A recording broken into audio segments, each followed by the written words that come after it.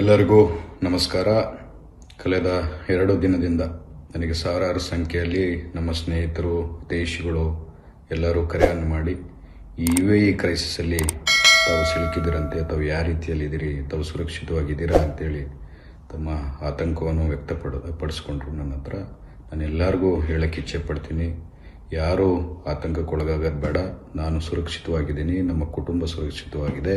ಅದರ ಜೊತೆಗೆ ಬಳ್ಳಾರಿಯಿಂದ ಏನು 35 ಜನ ದುಬೈ ಪ್ರವಾಸಕ್ಕೆ ಬಂದಿದ್ದರು ಅವರೆಲ್ಲರೂ ಸುರಕ್ಷಿತವಾಗಿದ್ದಾರೆ, ನಮ್ಮ ಕಾಂಟ್ಯಾಕ್ಟಲ್ಲಿದ್ದಾರೆ. ಅವ್ರಿಗೆಲ್ಲರಿಗೂ ನಿರಂತರವಾಗಿ ಕಾಂಟ್ಯಾಕ್ಟನ್ನು ಮಾಡಿಕೊಂಡು ಅವ್ರಿಗೇನೇನು ವ್ಯವಸ್ಥೆ ಕೊಡಬೇಕು ಎಲ್ಲವನ್ನು ಮಾಡಿದ್ದೀವಿ. ದುಬೈಯಲ್ಲಿ ನಮ್ಮ ಸ್ಟಾಫ್ ನಮ್ಮ ಆಫೀಸ್ ಸ್ಟಾಫ್ ಯಾರಿದ್ದರು ಅವ್ರನ್ನೂ ಕಳಿಸ್ಕೊಟ್ಟು ಅವ್ರ ಹತ್ರ ಮಾತಾಡೋಕ್ಕೆ ಕಳಿಸ್ಕೊಟ್ಟಿದ್ದೀವಿ. ಅವ್ರಿಗೇನೇನು ವ್ಯವಸ್ಥೆ ಬೇಕೋ ಅವ್ರನ್ನೆಲ್ಲ ವ್ಯವಸ್ಥೆಯನ್ನು ಮಾಡೋಕ್ಕೆ ನಮ್ಮ ಸ್ಟಾಫನ್ನು ಕೂಡ ಕಳಿಸ್ಕೊಟ್ಟಿದ್ದೀವಿ.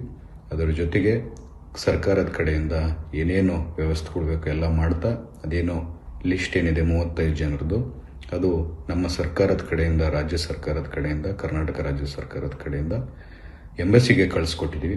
ಅತಿ ಶೀಘ್ರದಲ್ಲಿ ಏರ್ಪೋರ್ಟ್ ರಿಸ್ಯೂಮ್ ಆಗಿದ ತಕ್ಷಣ, ನಮಗಿರುವಂಥ ಮಾಹಿತಿಯಲ್ಲಿ ಅತಿ ಶೀಘ್ರದಲ್ಲಿ ರಿಸ್ಯೂಮ್ ಆಗುತ್ತೆ ಏರ್ಪೋರ್ಟ್ ಅನ್ನೋದು ಮಾಹಿತಿ ಇದೆ. ಏರ್ಪೋರ್ಟ್ ರಿಸ್ಯೂಮ್ ಆಗಿದ ತಕ್ಷಣ 35 ಜನನ ನಮ್ಮ ಬಳ್ಳಾರಿಗೆ ಸೇರಿದಂಥವ್ರನ್ನ ನಾವು ನಮ್ಮ ರಾಜ್ಯಕ್ಕೆ ಕರ್ಕೊಂಡ್ಬರ್ತೀವಿ ಅಂತ ಹೇಳ್ತಾ ನನ್ನ 2 ಮಾತನ್ನು ಮುಗಿಸ್ತಿದ್ದೀವಿ. ಜೈ ಹಿಂದ್, ಜೈ ಕರ್ನಾಟಕ. ಲೇಟೆಸ್ಟ್ ಹಾಗೂ ಇಂಟ್ರೆಸ್ಟಿಂಗ್ ಸುದ್ದಿಗಳಿಗಾಗಿ ಬಾಸ್ ಟಿವಿ ಕನ್ನಡ ಚಾನೆಲ್ನ ಸಬ್ಸ್ಕ್ರೈಬ್ ಮಾಡಿ. ಹಾಗೆಯೇ ಬೆಲ್ ಐಕಾನ್ ಪ್ರೆಸ್ ಮಾಡಿ. ಇದರ ಜೊತೆಗೆ ಫೇಸ್ಬುಕ್, ಇನ್ಸ್ಟಾಗ್ರಾಮ್, ಎಕ್ಸ್ ನಲ್ಲೂ ಮಿಸ್ ಮಾಡದೆ ಫಾಲೋ ಮಾಡಿ.